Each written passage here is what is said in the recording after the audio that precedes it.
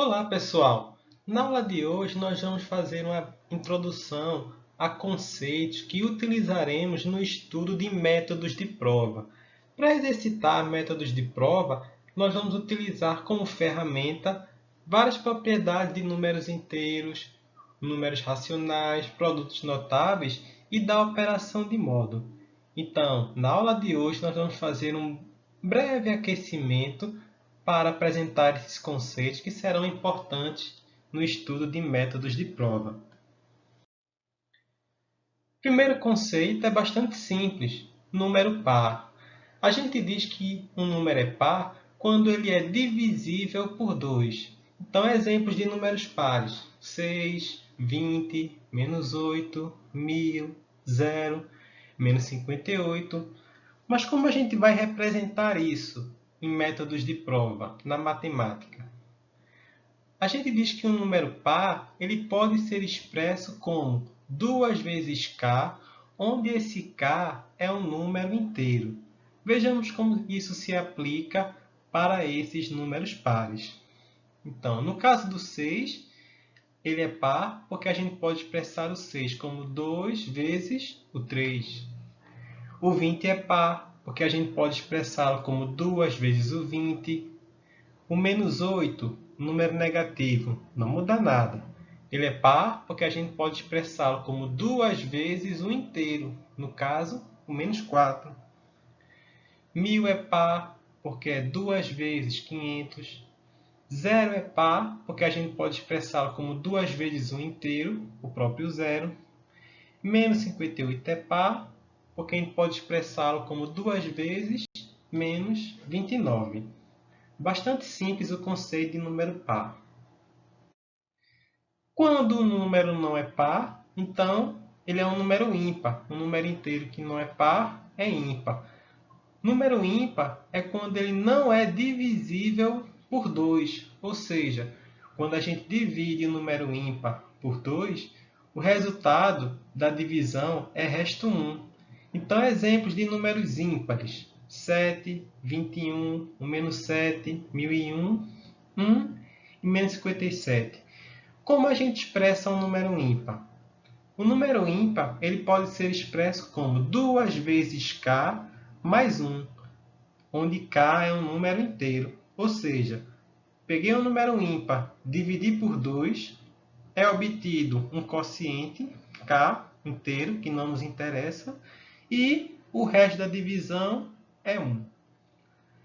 Então, 7 é ímpar porque a gente pode expressá-lo como 2 vezes o inteiro, o 3, mais 1, destacando aqui o resto da divisão. 21 é ímpar, 2 vezes 10 mais 1, prestando atenção com o número negativo. O menos 7 é ímpar porque a gente pode expressá-lo como 2 vezes o inteiro, no caso menos 4, mais 1. Perceba, 2 vezes menos 4 dá menos 8, mais 1, menos 7. 1001, 2 vezes 500, mais 1. O próprio 1 é um número ímpar, porque é 2 vezes 0, mais 1. E mais um número negativo, menos 57, é 2 vezes menos 29, mais 1. Então percebam que os números que utilizamos como exemplos de números ímpares são os números do exemplo anterior de números pares, somados todos eles com 1.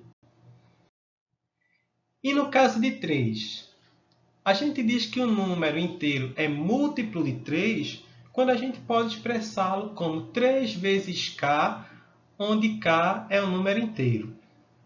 Então, o 6 é um múltiplo de 3 porque a gente pode expressá-lo como 3 vezes o inteiro, no caso 2. O 42 também é múltiplo de 3, porque a gente expressa ele como 3 vezes um inteiro, o 14.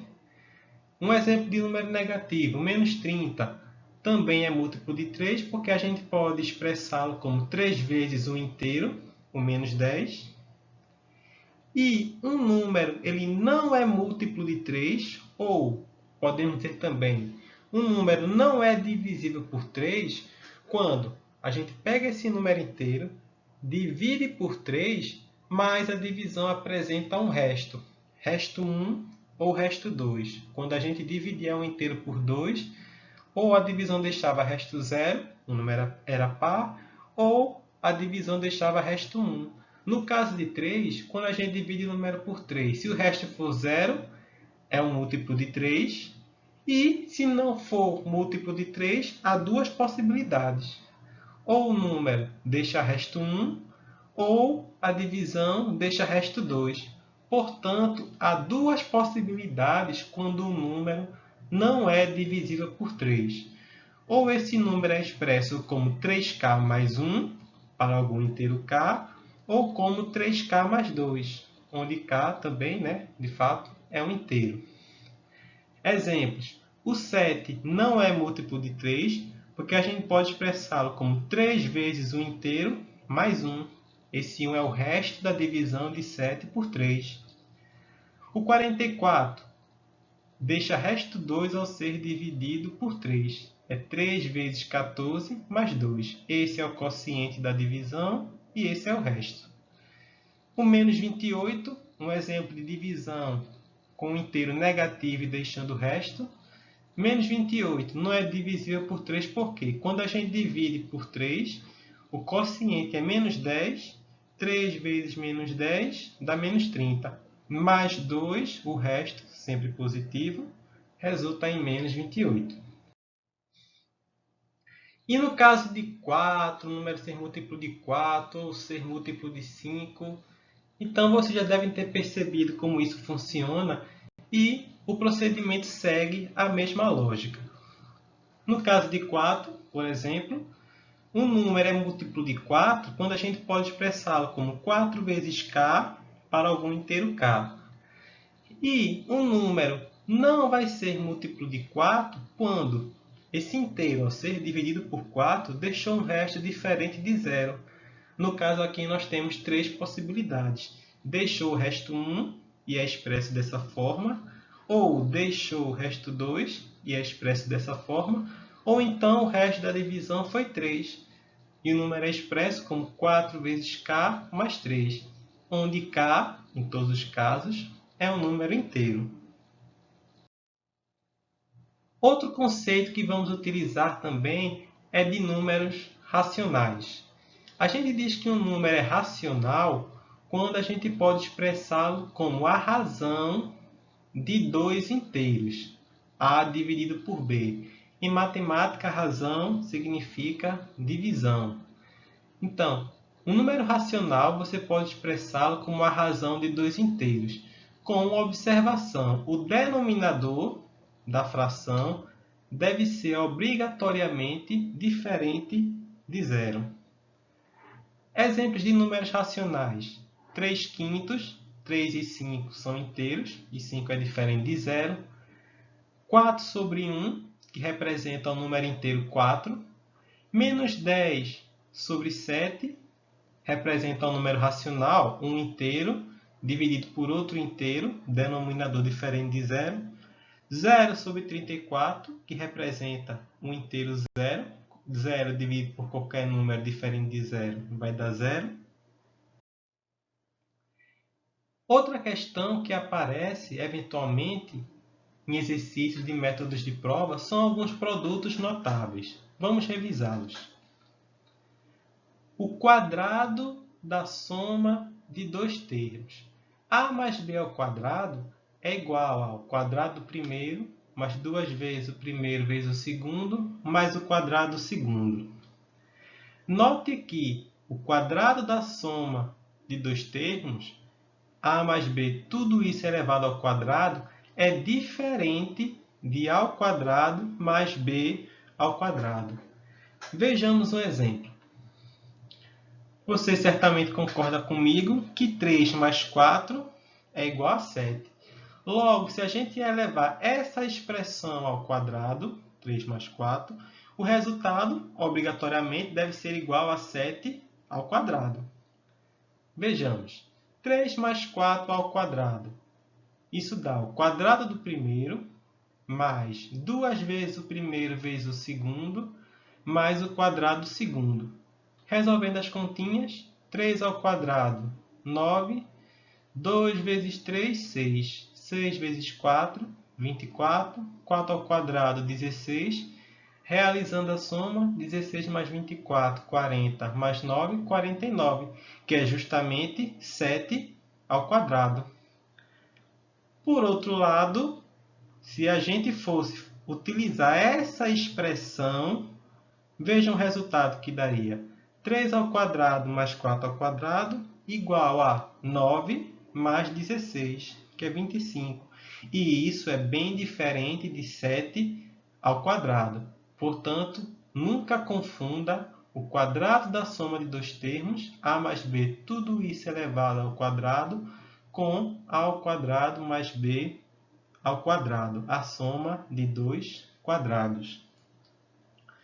De forma análoga, temos também o produto notável, o cubo da soma de dois termos, que essa é a sua expressão, você pode desenvolver o produto notável, e a gente quer apenas reforçar que isso, cubo da soma de dois termos, é bem diferente de a ao cubo mais b ao cubo. Você mesmo pode rodar um exemplo, como fizemos aqui, com 3 mais 4 igual a 7, e de fato você vai verificar que essas duas expressões são bem diferentes. Outro conceito importante que vai surgir quando estudarmos provas por casos é o de módulo. Então, o módulo é uma operação que a gente aplica a números reais.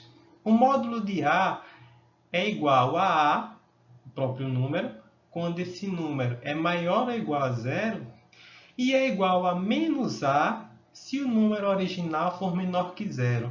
Por que esse menos? Nesse caso, o A é menor que zero, ele é um número negativo. Então, a gente adiciona um menos na frente, ou seja, multiplica por menos 1, para que o resultado do módulo seja, então, um número positivo, um número não negativo. Exemplos.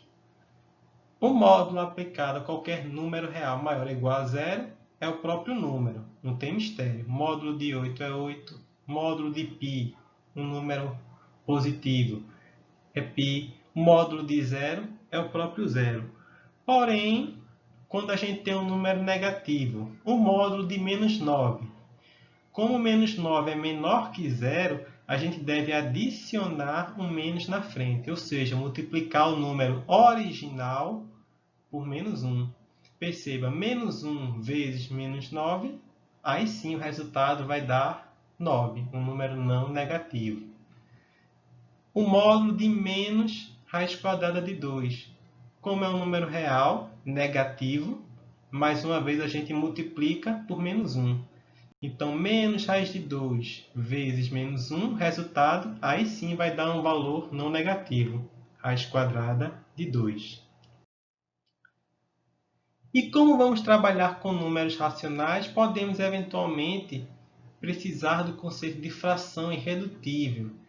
Então, quando você compra uma pizza grande de 8 fatias, você come 4 e sobram 4 fatias. Você nunca diz, sobraram 4/8 da pizza. A gente sempre fala, sobrou metade da pizza. Porque todas essas frações representam a metade. Representam a fração 1 sobre 2.